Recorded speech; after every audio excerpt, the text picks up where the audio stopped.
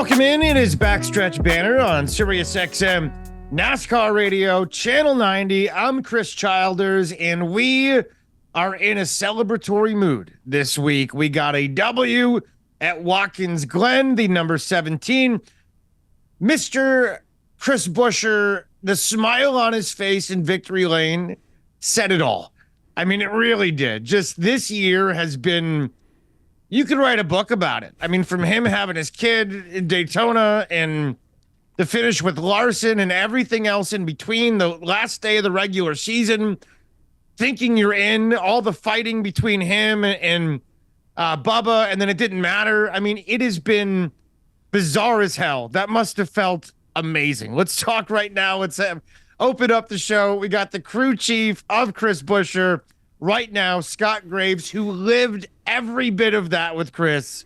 Scott, hello and congratulations, sir. Hello. Yeah, thanks. Thank you. Appreciate it. Yeah, I mean, everything you talked about there, the ups and the downs. It seemed like there were a lot of downs and felt like there was a lot against us this year with just the way things played out. And finally, you know, we've had good cars in a lot of races and been there and had the opportunities, and just things didn't break our way. And finally, some things went right, and we had a good solid day and as a team overall. And you know, we had a few lucky breaks with I think, you know, caution towards the end of stage 2 that set us up for a really solid third stage. And you know, just there was that last little bit there in that last restart where I was thinking, oh no, here we go again. But it all worked out, so that was good. Give me an idea of your emotion at the end. You are a guy that I've talked to at least, I don't know, 3-4 times for, you know, half hour a shot. So I don't know you well, but you know, we've talked, and you seem very calm, very collected, very cool. I heard the radio and you were into it, man. Like you were, so it had to just be extra for you. All of this, everything I just said, give me an idea when you cross the finish line, what is happening inside your body and inside your head? Yeah, I mean, that's the point when, you know, I've learned so much this year that, you know, don't celebrate until you know it's real. And I mean, I try not to get too excited in the closing laps of a race. There's just been too many races throughout my career. Like, you know, you've been in the lead and caution comes out, something happens. So you try not to get too excited. You got to stay calm and in the moment with what's going on. And I think, you know, once you actually cross the finish line and it's official, then it's like just this huge, you know, like, hey, you can let it all out now. And I think in this case, you know, it was like there was a lot of stuff stored up from the whole season, so it was a chance right there to, you know, get some of that out. A lot of emotion, and I know it wasn't a playoff win, but you know what? At this point, who the hell cares? You got to win, you got a W, and you got the sticker on the car, and that's what matters at the end of the day. So. Be nice to keep going. Why not? You know, mess up the whole playoff system and keep winning. It would be kind of cool. We're talking to Scott Graves, who's the crew chief for the number 17 for Chris Buescher, who is driving the classic Fastenal this weekend as we go to Bristol, and it's the night race, and it's going to be awesome. Bristol's the best. It just is. It's so much fun. We'll get into Bristol and the tires and all that and strategy in just a little bit, but back to this weekend. To win a road course, what does that mean for you and for Chris to get that one checked off the box? Yeah, it was kind of like the last of the different variations of tracks. We've been so close on road courses, and second, third place, I think a couple times, top tens that we can count up for, you know, for a while here. So that's to finally get there and get that win is pretty cool. And like for me personally, I grew up in, you know, that central New York area, just on in the Finger Lakes region. You know, spent a lot of my childhood there, and then when I started racing, I started in SCCA and was doing road courses and stuff like that. So to get a win on a road course at the Cup level and in New York, I mean, to me personally, that meant a lot. That was really cool. Absolutely. So it checked a lot of boxes for me. Yeah, for sure. Pretty neat. It's, and I'm so glad for you guys, and you've worked your butt off this year, and like you said, you had great cars, you've been in position, and it's got to be a little extra special when you can go to the Glen, get that W, be in New York. Really, really cool. And you could see it, like I said, on everybody's face. Buescher signing autographs at the end, and Yeah. everybody was just thankful. Yep. Thankful for the moment, I think, is the best way to put it. Yep. Um, road racing in general in our sport, it's certainly evolved. We have some, city races like Chicago now, which have their own quirks and nuances to them. Do you like it? Do you think the fact that we've shaken up the schedule a little bit because you're living it as a crew chief, is it healthy? How do you feel? Yeah, I like obviously I like the road courses just with my My background you love on it that side. now, yeah. I love it for sure. I could say that for sure right now. I think it's a good mix. I mean Chicago is like a really cool event, just being in the streets like that, being downtown. I think that is a really cool place to be. Watkins, Glen, Sonoma, Coda, all those places there. I like it. Even Austin, just being able to go to some of the new places that we've done, with the road courses that we brought in the last few years. I think it's helped, and I think arguably the road courses produce some of the best races too. I think obviously you don't want to go too far and put too many of them in the schedule and overload it with them, but it's a good mix. And I think it provides some pretty good racing. I'd like to see less of the carnage, I guess, like what we have on some of these late race restarts with guys just, you've heard a lot of the drivers talk. People just kind of seem to lose all respect in some of those cases, and they just start driving through each other. I'd like to see less of that, but otherwise, I think it's been some pretty good racing. Do you have a lot of respect for Shane Van Gisbergen's team and the way they raced you in the final lap? Because it could have been Austin Dillany. You don't have to say it, I will, but it wasn't. Yeah. Absolutely. I was scanning him, his team, through all those restarts just to kind of get an idea where he was at and if there's anything I could pick up. And, his team was talking to him. They're like, you know what you can do or what you have to do to win this thing, if you want. And he was like, no, I'm not going to do that. I'm going to be fair. And I was like, wow, okay, that's kind of cool to hear because you don't hear that a lot anymore. And most people would just, I think, take advantage of the situation. So that I thought that was pretty cool. I gained a lot of respect from him there, and the way they raced the last couple laps. And I mean, he even in his post race he didn't say anything about any of the contact. He said, hey, I messed up. Getting in there, he clipped the wall, getting into the bus stop, and he knew he got out of shape, and that allowed Chris to get in a position to get the lead back from him. So, it was a good race between the two of them, and I thought put on some exciting finish for the fans, and obviously we're really excited about it the way it turned out for us. Absolutely. What was the conversation like with you and Chris on the final lap as that was all going down?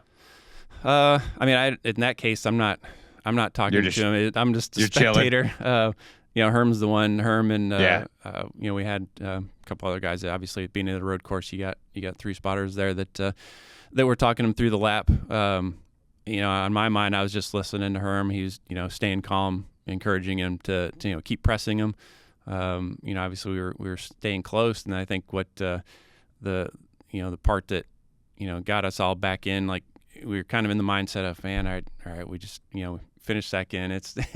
It's disappointing based on where we were here, but then he was going up through the S's, and I heard the spotter say, he was kind of relaying ahead to Jonathan Davis, who was in the bus stop area, and he was relaying to him. He said he's gaining on him, JD, and all of a sudden we all perked up. And it's like, oh, he's gaining on him. All right, let's see what do we got here. And then you could see it. Like, he had a great run up through the S's into the bus stop, and then just that little slip allowed him to just be right there and take advantage of it. It was awesome. It was awesome to see Chris and the fist bumping when he crossed the finish line and knew that there was no reason to go look at a fast photo frame or anything like that. Yeah. Like it was done. It was real. It was happening. Trophy was his. For him personally, what do you think this was like for him this season to get that win out of the way after everything that we just talked about, and the fact that he's got a little kid that he's raising at home. He's got a baby that there's a lot happening in this guy's life mentally. What do you think it meant for him as your driver to have this done? I think, just confidence, redemption. I know the races earlier in this year were, going through his head, and we were all thinking about Kansas and how that turned out at that point, and it's like, all right, here we are, we're back in this spot again. So I think it was a really big moment for him to be able to stick with it, show that tenacity to get back in there and fight his way back to the lead. Shows the learning side of it. Obviously he probably all the races that he's been that close in his career or even this year, those things stick with you, and so you learn from them. And I feel like that just showed a learning moment on his part, that he was able to claw back into it and get the lead. And I'm pretty sure those are the kind of thoughts that were going through his mind, and it gives him the confidence that, hey, did it. I got there. Yeah, got it done. It done. The win is done. Let's go the Monday before Atlanta. So the playoffs are about to start, and the Sunday before, it's all the cameras on NBC. It's all about Chris and Bubba. Then out of nowhere, there's a new winner, and it doesn't matter anymore who's fighting for that spot.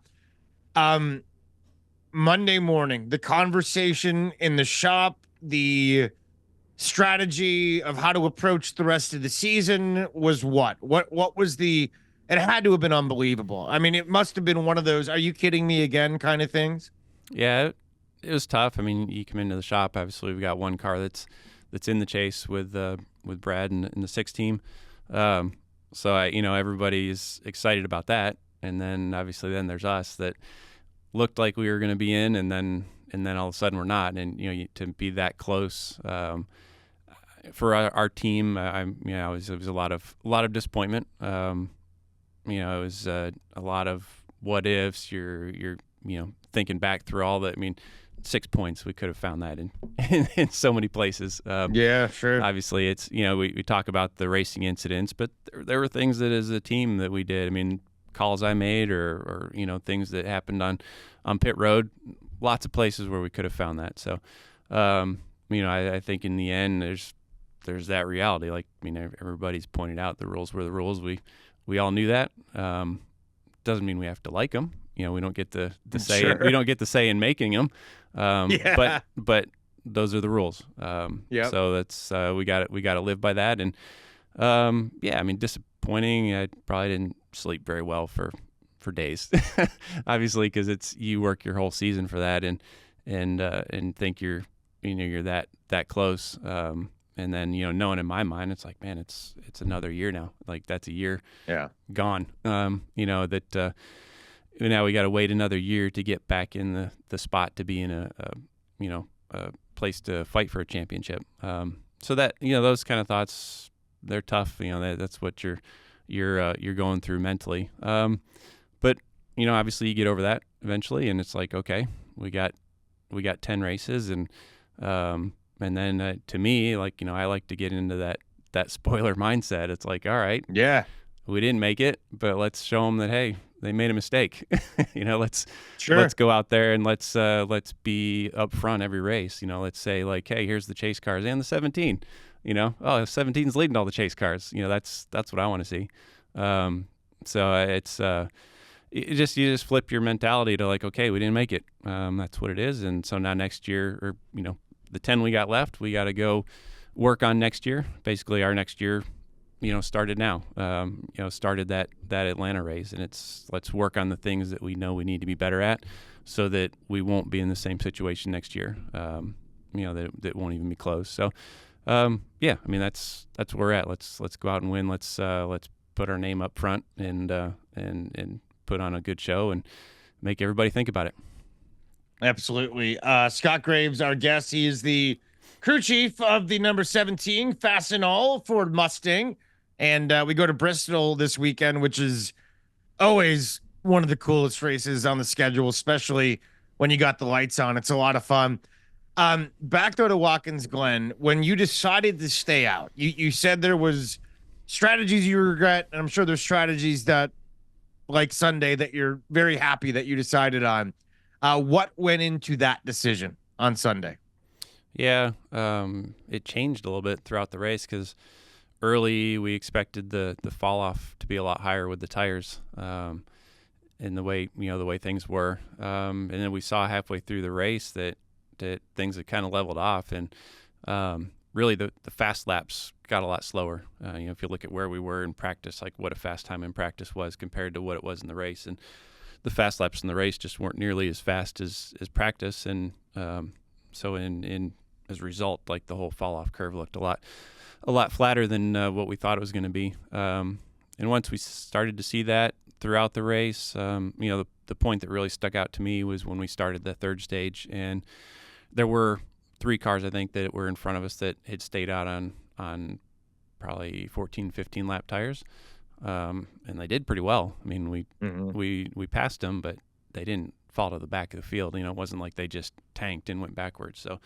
that was a good. That was a good sign for me, I guess, that when we got to the end of the race, if as long as you've got, I don't know, 5 or 10 cars behind you and you've got the lead, even guys with tires, with a short run at the end, they're not going to get there. So we're able to see that. So that made that decision towards the end of the race a lot easier to stay out when the cautions came out. Basically that kind of helped us out just to be able to see that throughout the race and adapt to it. And it worked beautifully. We talked earlier about who finished second, which was Shane Van Gisbergen. When there's a guy that you're fighting for a win with that doesn't typically race every week, and we see these ringers, if you will, at these road courses, which I always like watching these guys because they're so skilled. We've run, a couple of them in the past. What is there any nuance there that's different because you have no idea what their tendencies are? Does the spotter get confused ever? Like, how do you evaluate those guys?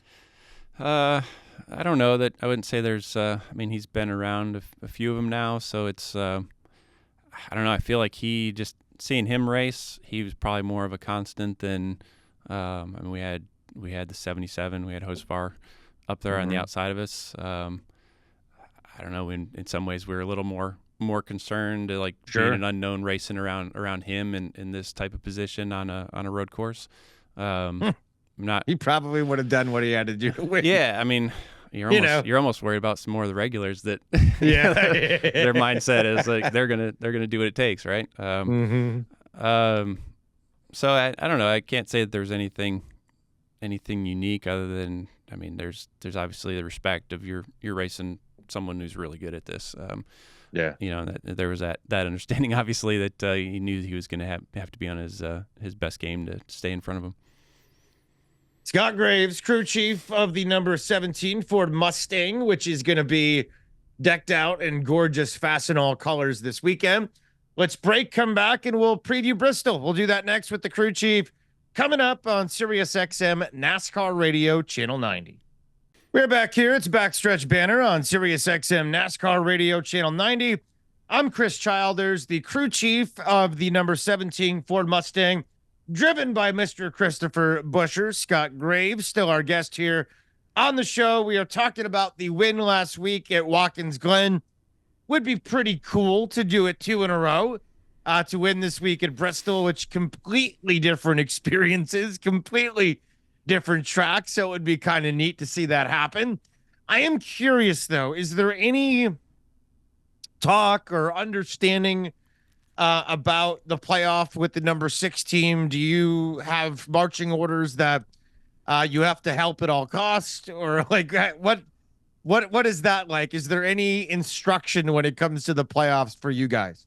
No, there's not. There hasn't been any kind of a team order. Obviously we're aware of them and we'll pay attention throughout the race. There's not a whole lot. I guess not a whole lot we can do in terms of, everyone's out there, they're racing. That's kind of what makes our sport unique, is that you've got these guys that are in a playoff, but then you've got, majority of the field that's out there just racing for their own race as well. So it's, definitely makes it unique, but, we'll watch their situation, and I kind of keep track of it as the night goes. Like I say, but once you get there, I don't know that there's a whole lot we can we can do to help other than be aware of it. Just give them. It's more along the lines of what kind of feedback can we give them, things that we're doing from changes to our car, tire pressures, if we find anything throughout the race, just stuff like that. I mean, obviously we'll feed them as much information as we can to help them make sure that they've got the best car that they have, that they can get out there and something they can go out and win the race with. If, let's say, you guys are 1 and 2 at the end of the race, is there any, hey, you better let us go ahead, or I don't think you can do or that. do you turn off the radio and act, oh, sorry, yeah, I mean, can't that's hear you, one of those things. Yeah. I mean, I know from our end, it's I mean, you're 1-2 and we're 1. It's I mean, I don't think you can do anything but go win. Damn right. That's it. I mean, good answer. You go out there and you can't fault anybody for going out there and trying to win a race. Come on, that's what it's all about.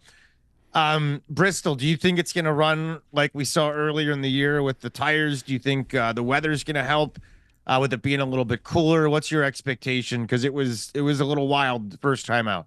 Yeah, I feel like we're going to see a lot of the same. It's same.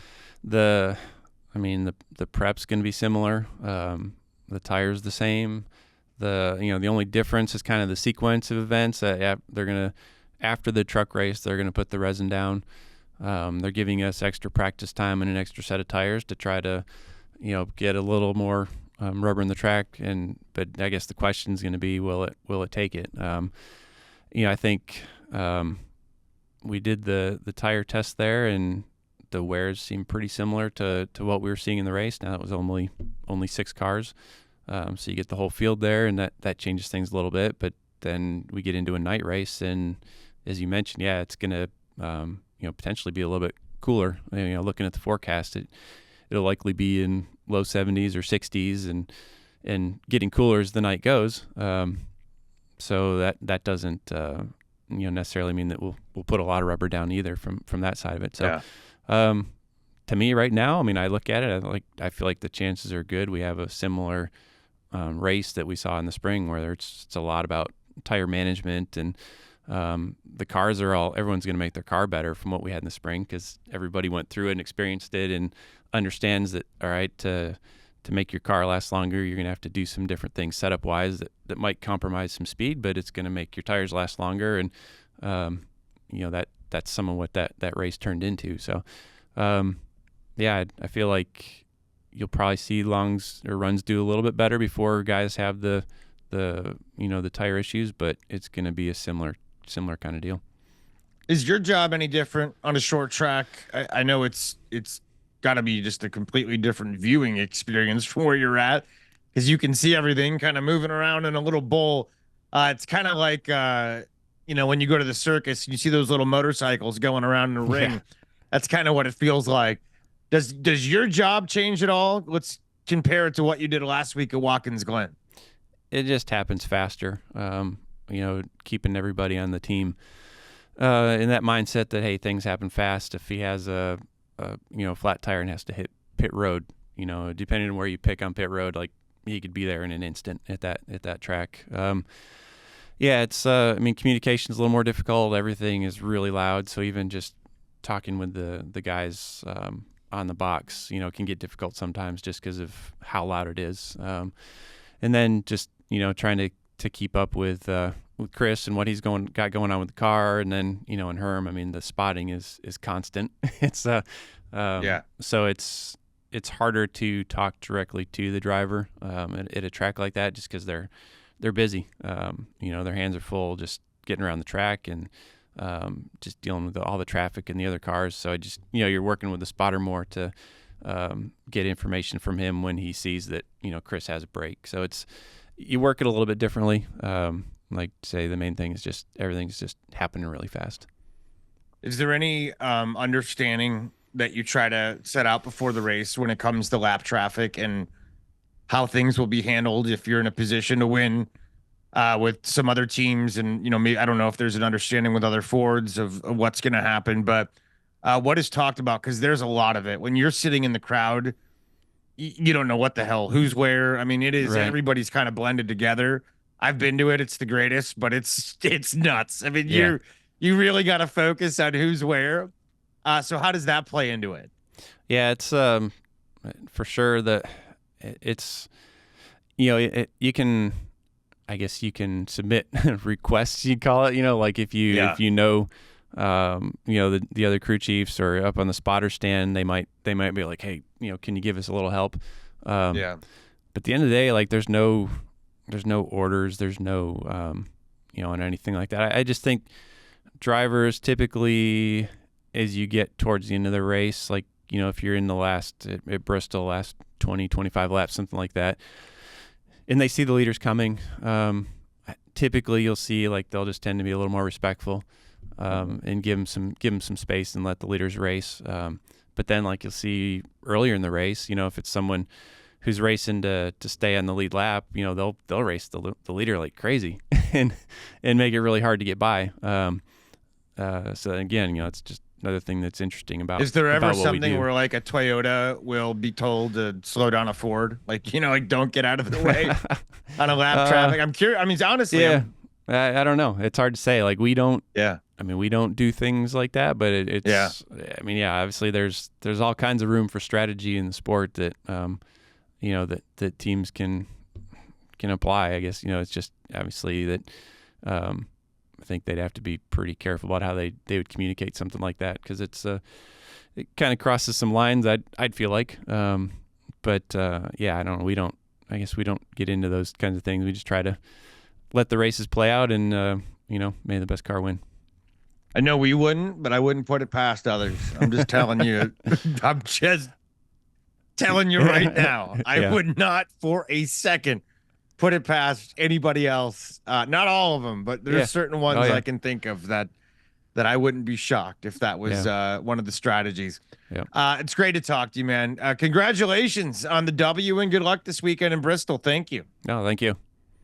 There he is, the crew chief for the Fastenal number 17, driven by Buescher, Mr. Scott Graves. We'll take a break and we'll go over to the number 6 car and visit with tire carrier Mr. Telvin McClurkin for the number 6 Ford Mustang, which I believe this week is Castrol Edge.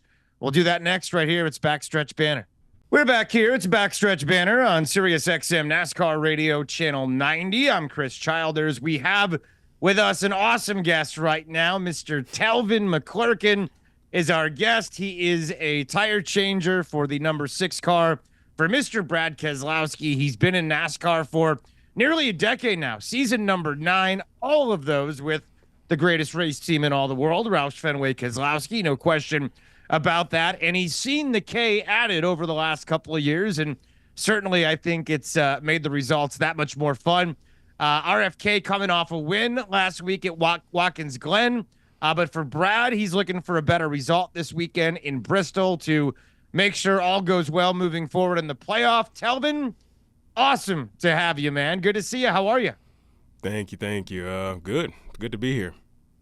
So how much stress do you feel this time of year? There's so much talk about the playoffs, so much talk about Brad. Watkins Glen didn't go the way that we wanted.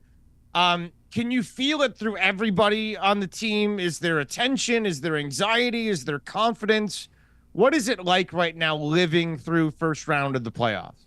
Well, I wouldn't say anxiety. I think that's a big misconception that a lot of people have, when it gets down to these cutoff weeks, that, you have to try harder, or, that the team is, just trying different things that they usually wouldn't do. I think everybody on this team is very experienced from the top down. I think we just go throughout this week just preparing for it like usual. We do our regular checks and balances, and then we're confident in our preparation for each and every single week that when we get to the track, it's going to play off. I'm curious, Telvin, what goes into the checks and the balances? And the reason I bring it up, I told you off the air, I was just at the IndyCar Championship this weekend in Nashville. And it was the last race. It was down to the championship. 2 drivers were in it.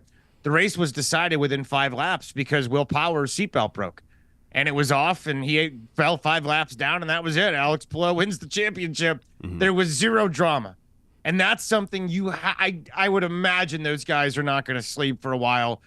saying, well, how the hell did that happen? How did this happen? So give us an idea of the double checks, the triple checks, the things that go into making sure something like that never happens. Well, on our side of things, that I'll speak on the pit stop side of it.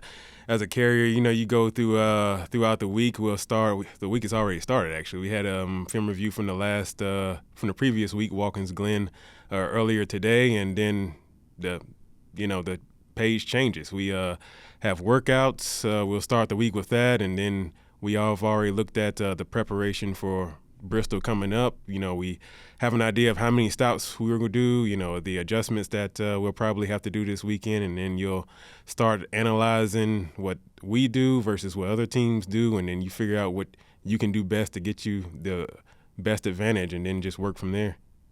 So tell us about that. I think it's interesting. Take us inside when you're watching Bristol film, when you're studying the track, certainly night and day different than what you just had at Watkins Glen from a racetrack perspective. It could not be more different. Might as well be a different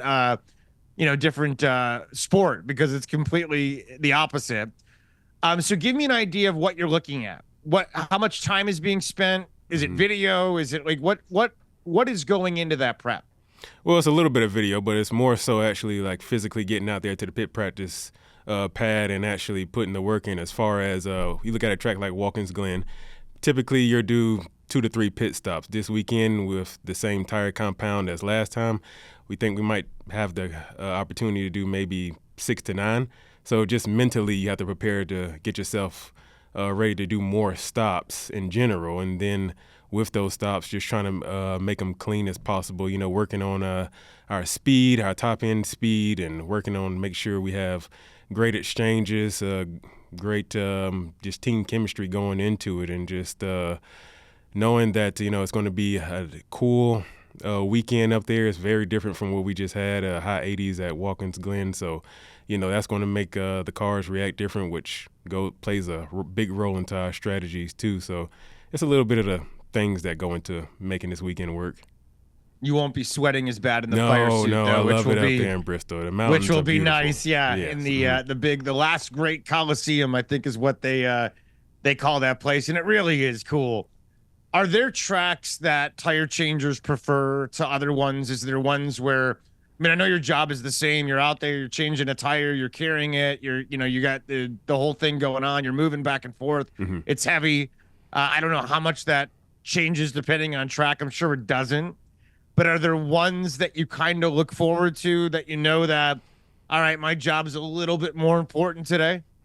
You definitely have your favorites for sure. I think Bristol with the night race coming up, that's pretty much a favorite for any guy on pit road. I think just because of the significance of the race and just because, everyone wants to go to victory lane at Bristol to hold that cool sword up. That's a big bucket list on anybody's. But as a carrier for this one, the boxes are small. So you'll pay attention to that week per week. Pit road speed limits change and pit road box length change. So this one's a little bit shorter. It's a little bit tighter pit road. So, you have to really keep your head on the swivel and watch out and try not to get hit because it can happen. And it has happened where multiple guys get hit at this track. Yeah. Oh, yeah. It's along those lines, I'm going to ask this question, and this is a little behind the scenes, kind of an inside baseball for those that have never been on pit road. But and Telvin McClurkin, our guest here, tire carrier for the number 6 for Brad Keselowski for the Ford Mustang, as we go to Bristol this weekend. On pit road and in pit lane, there's so much traffic, human traffic. There's so many people that are gathered during a race. There's people that are on the wall, they're in the pit box, they're everywhere. And it's a confined little space. Does the average credential holder or fast or hard card holder, do they get in your way ever? Because there's a lot of crap happening around you guys trying to do your jobs. Sometimes, and you just politely ask them to move a little bit. But it's hectic down there. I think especially when the race starts and everybody comes behind the pit wall, it's only a little bit of space to move. You had a lot of tires and a lot of people. So, you just try to be open and try to tell people like, hey, I need this space. And then try to navigate that as the race goes on. I wondered at Bristol if it was like the most annoying thing ever, just to try to navigate as you're trying, like, hey, we got to do a job here, but all these people are walking around and they're sponsors and whatever. So, they have their place. That we need them to make the sport go around. But I'll tell you what, it is it's different. As a guy, you have a football background that I'll ask you about in a little bit. But is Bristol? Do you ever close your eyes and kind of think you're in a football stadium because of the fact that it is a coliseum and hell, we've had college football played there before. Yeah, very much so. I think out of all the tracks that we go to, Bristol kind of reminds you the most of playing in a football stadium. I think it's TV doesn't do it justice. I would encourage anybody that hasn't been to Bristol to go to Bristol and just see it in person. When you actually get inside of there, even if you're in the stands, once they close the gates and those cars get on the track and the crowd, they get antsy and they start roaring, it feels just like a college football game. It's awesome. It really does. I've been to the night and I've been to the day, and it feels like a college game. The energy is the same. But what college football doesn't have is that feeling you get in your chest when the cars start. Like your chest rumbles at Bristol when you're in there. Like you feel those cars, which is, to me, it's like my favorite thing of going to Bristol is when you can feel it in your body when you're actually there at the track. It's pretty sweet. So I'm with you. Bucket list for everybody. I live in Nashville, so it's just a few hours down the road, and it is so great every single time. That race never disappoints. It does get kind of wild, though. Do you guys in the pit ever, I mean, you have the screens and all that, but are short track races ever hard to follow from the wall because of the lap traffic and there's a lot of cars kind of all going around, and sometimes it's hard to figure out who the hell's where. Sometimes I think at Bristol what helps is, the giant big screen they have hanging above you in the middle of the track that you can look at. That's sweet. You can keep up with most of the race from there. But as far as the pit crew side of things, I think the biggest thing there is just to stay prepared because it's a unique pit road, right? I mean, if something happens on the green, they don't have to take the whole length of the pit road. They can just come down right then and there, and things happen fast. So you have to always be prepared and ready because if you have a flat tire or if you get caught up in a wreck, they can be on you in less than, a minute. So you have to be ready at all times.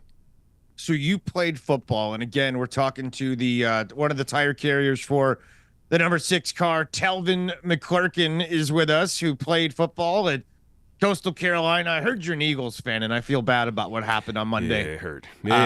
They just blew that game. We don't have to talk too much about that one, but let's talk about football because it's not uncommon at all for guys to go from football to being on a pit crew. We see it all the time. It is a natural transition. I've talked about it with guys from a competitive standpoint. You get to keep your career going in athletics, gives you a chance to, be a part of a team. It's everything you want. If you can't play football anymore, why not be in pro sports on the NASCAR side? And they need guys that are big and strong that can carry heavy ass tires, and certainly football guys check those boxes. So you came from football. How did you, I know you're from the Carolinas, but how did you find NASCAR? So I think I actually have one of the more interesting stories or odd stories about how to get into NASCAR. I was a lifelong NASCAR fan growing up. You were? Yeah, okay. My dad and my uncle. Who was your favorite driver? It was Jimmy Johnson. I loved Jimmy Johnson growing up. My dad was a big Earnhardt Jr. fan, and my uncle, he was a huge Dale Jarrett fan back in the old days. Oh, really? Oh, yeah. Nice. But that was pretty much our Sundays. We would go to church, we'd listen to MRN on the way home, and then when we got home, turned on race coverage, and we just watched, all the races. So I knew about it, and I was always interested in NASCAR, but I never thought about actually doing it. It wasn't until one race day, I remember I was watching the pre-race show, and they started talking about they were getting the athletes, former athletes that didn't quite make it to the next level. They were recruiting them and bringing them in. So I kind of took a note of that, and like, that'd be kind of cool if my athletic career doesn't work out the way I wanted it to. And it just so happened that I contacted Actually, the head coach here at the time, Andy Ward, I contacted him through LinkedIn, actually, of all things. Oh, yeah. And Nice. I told him, I said, hey, I'm done playing college football. I'm looking for another opportunity to, just keep going, having an athletic career. And he told me to come in, and I tried out, and it's been that way ever since. I've been here ever since. That's awesome. Well, I guess LinkedIn works. We know that it can actually be useful for something. Mm-hmm. I love that. And I love that you were a racing fan growing up. Some of these guys that I've talked to before didn't know a damn thing about NASCAR. And it was just a way to what's the guy's name on the crew that played for the Saskatchewan Roughriders in the CFL? He didn't know a damn thing. Oh, Jacob Prawl, yeah. Mm-hmm. Yeah, exactly. Yeah. Yes. Mm-hmm. And he didn't know anything about NASCAR, but he found his way. So it's pretty incredible. I think that you had that background and you watched the races with your dad and your uncles, and the fact that everybody had their favorite, and you had your guy Jimmy Johnson growing up. They say you never want to meet your heroes, but Jimmy's been around. It's not like he left too long ago, and you've been around the sport. Did you get to meet him? Did you get to tell him that he was your hero?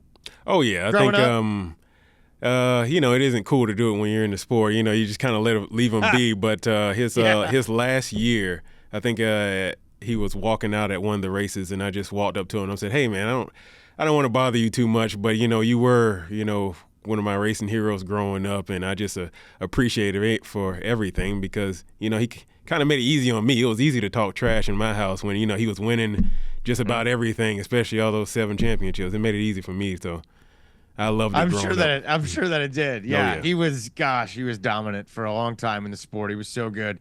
Let's take a break. We got more with Telvin McClurkin. When we come back, we are talking RFK Racing as we head to Bristol this weekend in week 3 of the playoffs.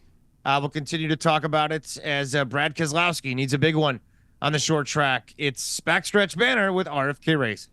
We're back on Backstretch Banter, Sirius XM NASCAR Radio, Channel 90. We go to Bristol this weekend. Number 6, Brad Keselowski will be in the Castrol Edge Ford Mustang, and Chris Buescher in a familiar wrap this week. He's going to be in the Fastenal number 17. We know that car. We love that car, and it would be cool to see those cars finish 1 and 2 this week on the short track at the world's last great Coliseum. There's no question about it. We are talking to a great guest with us right now. We have Telvin McClurkin, tire carrier, I should say, for the number 6 Ford Mustang, the Castrol Edge Ford Mustang this weekend. Telvin, you played at Coastal Carolina. You played for the Chanticleers. Mm-hmm. It's incredible to me what that program has become. I'm curious your thoughts on it as somebody who played there. Is it essentially as simple as a Wall Street guy wanted to invest in a football team and the rest is history? I mean, you lived it. Tell us about it. Well, it's interesting. When I was a walk-on there, when I first got onto the team, the first head coach, the inaugural head coach, I think David Bennett was still there. Mm-hmm. And then a couple of months later, he transitioned into Coach Joe Moglia, and he came in and he brought a different perspective for sure, but it is one I think that had a long-lasting impact on the university, and it's grown so much over the years. It's kind of cool to see, even being a couple years removed from college. I mean, the way they built up the facilities and the processes that they came up with to take care of the athletes and everything and integrate the football program more into the campus is really something cool to see. He wasn't getting paid, I don't think, either, to be the coach, right? Like, he's some big fancy. I mean, you played for him. What was that like? Well, he was getting paid. He was okay. He was getting paid from Coastal, but his other interests were also paying him. But I think we held the record at the time.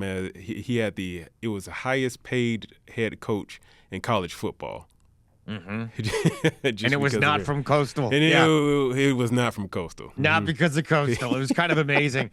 What do you make of the way things have changed? I mean, Grayson McCall, who is Coastal's quarterback, he transferred to NC State because of NIL, because he can make more money. Not that it's going well, but he certainly financially is doing okay. How do you feel about it as a guy that's in professional sports, how now we essentially have pay for play?